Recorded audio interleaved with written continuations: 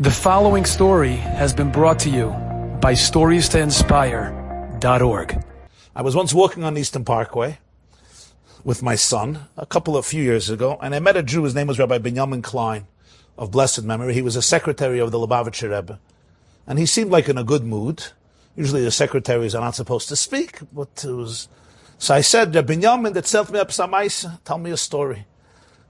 So he tells me, I'll tell you something that I experienced a few days ago. And this is the story that he told me.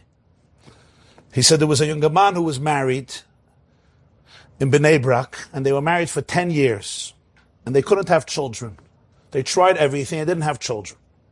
They had a very good marriage, a good relationship. But they couldn't have children.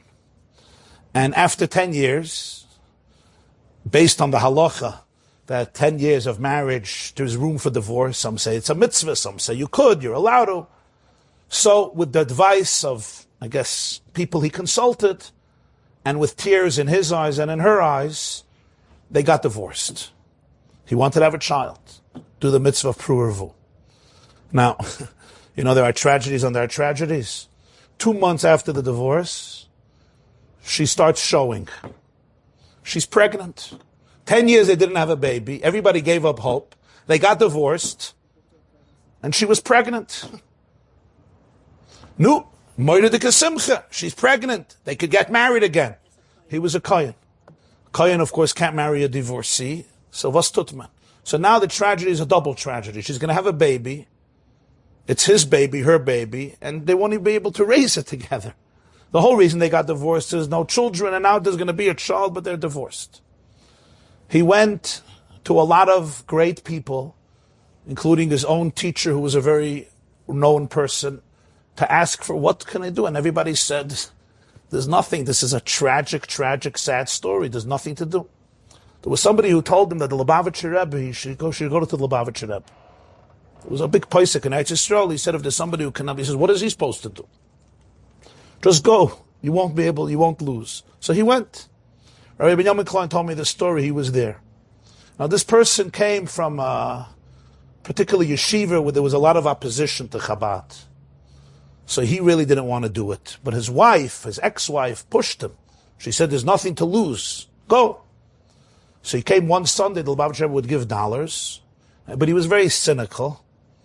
He came by with a friend, and he told the Rebbe the story in brief. He's a kohen, he was married for 10 years, he got divorced, she's pregnant.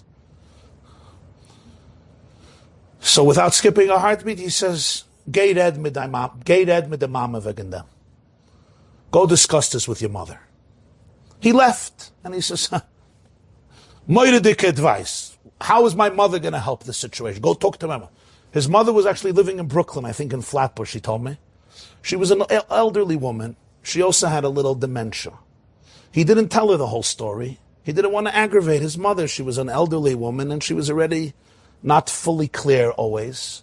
So he says, we're going to now sit with my mother and now wait for a lucid moment and then make her cry about my fate and what happened there, and we got divorced. It's ridiculous. This person he went with told him, you came to America from Bnei Brak. You talk to your mother. The Rebbe told talk to your mother. So he goes to his mother, and he sits down, and he says, I was by the Lubavitcher Rebbe today. He tells the whole story. And he says, the Rebbe said, I should come speak to you. So his mother starts shaking, and she becomes pale. And she said, no, if he knows, I guess we can break the oath. He says, what oath? So she tells him, Mein Ingala, you're not really my child. We adopted you straight from birth. But we made a vow, my husband, we wanted you to have a good life. And we knew the family we adopted you from, it was a very, very difficult situation. There's not going to be any hope. We won't be able to meet anybody. I don't know what happened over there. So it was a very complicated situation. So we made a vow we're never going to tell you. So you'll grow up, functional home, thinking we're your biological parents. This was the way we dealt with it. You're not a kohen. My husband was a kohen. You're not a kohen. No. So Rabbi Klein says he was there when it happened. He didn't know the end of the story. He knew that the person came to the episode to speak to his mother.